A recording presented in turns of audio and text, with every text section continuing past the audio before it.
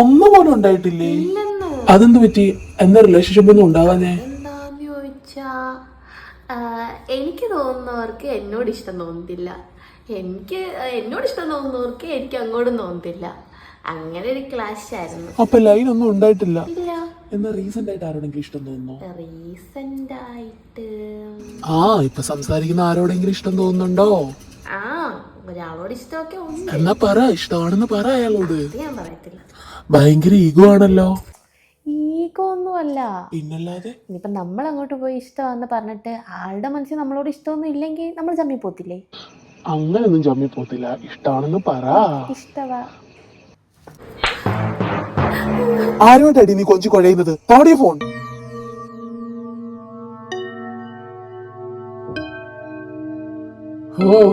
രാത്രി 12 മണിക്കൊക്കെ നീ ചാറ്റ് ചെയ്തിട്ടുണ്ടല്ലേ?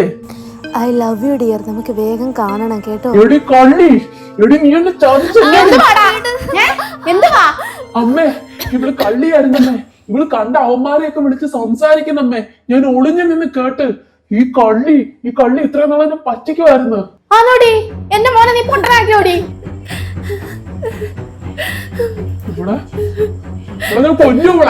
കൊല്ലും ഞാൻ. നിക്ക് കൊല്ലാനും തിന്നാനും ഒക്കെ വരട്ടെ.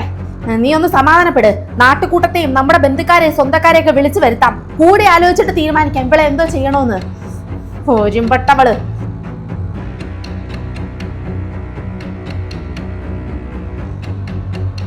എന്റെ കുഞ്ഞിന്റെ ഇരിപ്പ് കണ്ടോ? അവൻ തലേ കയ്യും വെച്ച് കിടന്ന് കരയുക. ആ സമയത്ത് 2 മണിക്കും 3 മണിക്കും ഒക്കെ ആന്നേ ഇവൻ അവളെ വിളിച്ചേക്കുന്നത്. എന്റെ കുഞ്ഞു ഫോൺ മേടിച്ച് വരെ കൊടുത്ത് ഇവളെ വിശ്വസിച്ച് ഈ വഞ്ചകി എന്തോ ചെയ്യണമെന്ന് നിങ്ങൾ തീരുമാനിക്കേ. എല്ലാരും കൂടി ഇതിനൊരു പരിഹാരം കണ്ടെത്തണം. ഈ പിഴച്ചോളെ എനിക്കിനി വേണ്ട. ഇവളെ ഞാൻ കൊല്ലും. കൊല്ലാൻ പോയി. നമ്മൾ ഫ്രോഡുകളായിരിക്കാം, പക്ഷെ ഗുണ്ടകളല്ല. എന്തിനാടാ ഇവളെയൊക്കെ കൊന്നിട്ട് പടിയടച്ച് പിണ്ടം വെച്ചേരി.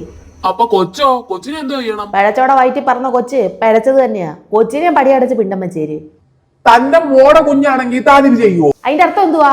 എന്റെ മോൾ ഇത് ചെയ്യുമെന്നോ? എടോ, ഞാനൊരു ഉദാഹരണം പറഞ്ഞതാടോ.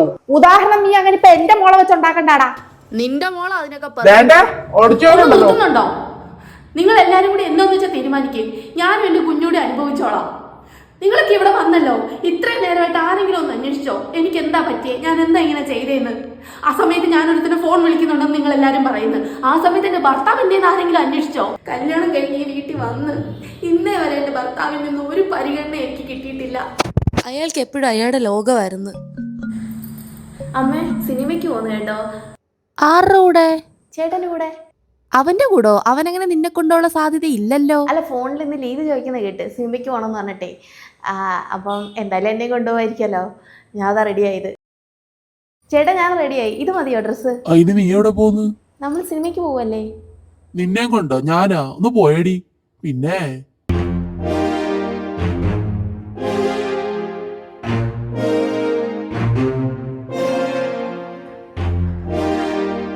ചേട്ടാ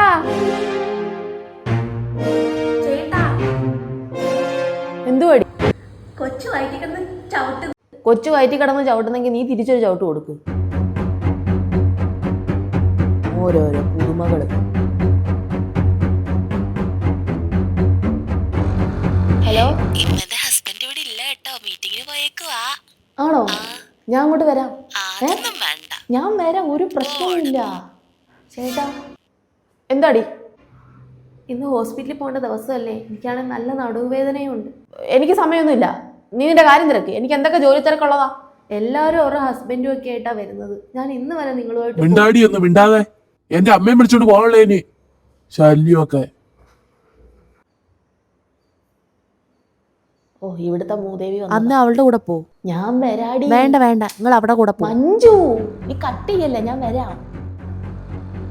അമ്മേ, ഈ ചേട്ടൻ കാര്യമായിട്ട് എന്തോ ഫോണിൽ ആരെയൊക്കെയോ വിളിക്കുന്നുണ്ട്. എനിക്ക് നല്ല സംശയമുണ്ട്. ആമ്പിള്ളേരാകുമ്പോ അങ്ങനെയൊക്കെയാ. ഇടയ്ക്ക് അവന്മാർ എന്തെങ്കിലുമൊക്കെ കുസൃതി കാണിച്ചെന്നൊക്കെ ഇരിക്കും. അതൊക്കെ നമ്മൾ പെണ്ണുങ്ങളങ്ങ് ക്ഷമിക്കണം. അല്ല പിന്നെ ഇതൊക്കെ വലിയ അന്താരാഷ്ട്ര കാര്യമായിട്ട് അവൻ ആരെയും വിളിച്ചോണ്ട് ഇങ്ങോട്ട് വരുന്നൊന്നുമില്ലല്ലോ.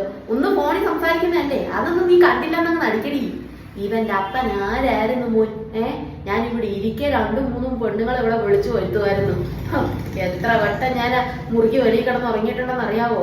അതൊക്കെ വെച്ച് നോക്കിയാൽ ഇവൻ ബെറ്ററാ. എനിക്കിന്ന് ഹോസ്പിറ്റലിൽ പോണം, അതിന് പോലും ഒന്ന് കൂടെ വരാൻ വയ്യമ്മേ. ഹോസ്പിറ്റലിൽ നീ നിന്റെ അമ്മയെ വിളിച്ചോണ്ട് പോ. എനിക്കും കുടുംബശ്രീയുടെ ടൂറൊക്കെ ഉണ്ട്.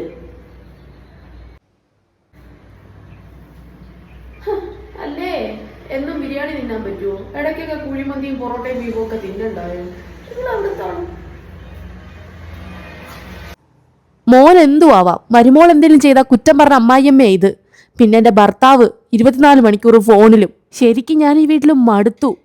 ഇനി നിങ്ങൾ പറ, ഞാൻ ചെയ്ത തെറ്റാണോ? ഇയാൾക്ക് മാത്രമേ ഇതൊക്കെ പറ്റത്തോളോ? ഇങ്ങേരുടെ ഒരു കൂട്ടുകാരിയുണ്ട്, 24 മണിക്കൂർ ഇങ്ങേര് അവളുമായിട്ട് സംസാരിക്കുന്നത്. ഓരോ ദിവസം അവിടെ കൈയൊന്ന് മുറിഞ്ഞപ്പോ ഇങ്ങനെ വെപ്രാളം ഞാൻ കണ്ടതാ.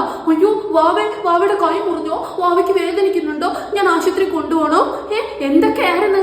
ഇങ്ങനെ ഒരു കൊച്ചിനെ എന്റെ വയറ് കീറി എടുത്തതല്ലേ. ഇന്നേ വരെ ഇങ്ങനെ എന്റെ അടുത്ത് ചോദിച്ചിട്ടുണ്ടോ നിനക്ക് വേദനിച്ചോന്നൊരു വാക്ക്? എന്നിട്ടിപ്പൊ ഞാനൊരു തെറ്റ് ചെയ്തപ്പോ അത് വലിയ കുറ്റമായി. അന്താരാഷ്ട്ര ചർച്ചയും എന്നെ പടിയടിച്ച് പിണ്ടം വയ്ക്കാനുള്ള ആരും എന്നെ ചവിട്ടി പുറത്താക്കണ്ട. എനിക്കറിയാം പോയി ജീവിക്കാൻ.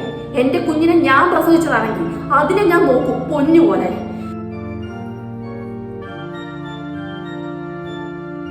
ഇയാടെ കൂടെയുള്ള ജീവിതം അല്ലേലും എനിക്ക് മടുത്ത്. എന്റെ വീട്ടുകാരെനിക്ക് കോടിക്കണക്കിന് സ്വത്തോ പണമോ ഒന്നും തന്നിട്ടില്ല. പക്ഷേ എനിക്ക് അന്തസ്സായിട്ട് വിദ്യാഭ്യാസം തന്നിട്ടുണ്ട്. അത് മാത്രം മതി എനിക്ക് പുറത്തു പോയി ജീവിക്കാൻ.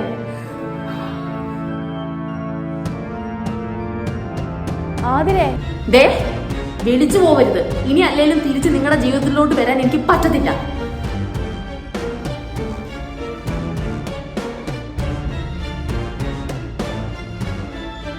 എങ്ങനെ ഇരിക്കുന്നു ഇപ്പം? എനിക്ക് അപ്പോഴേ അറിയായിരുന്നു ഇവന്റെ കയ്യിൽ ഒരുപാട് തെറ്റുണ്ടെന്ന്. ഫ്രോഡ്.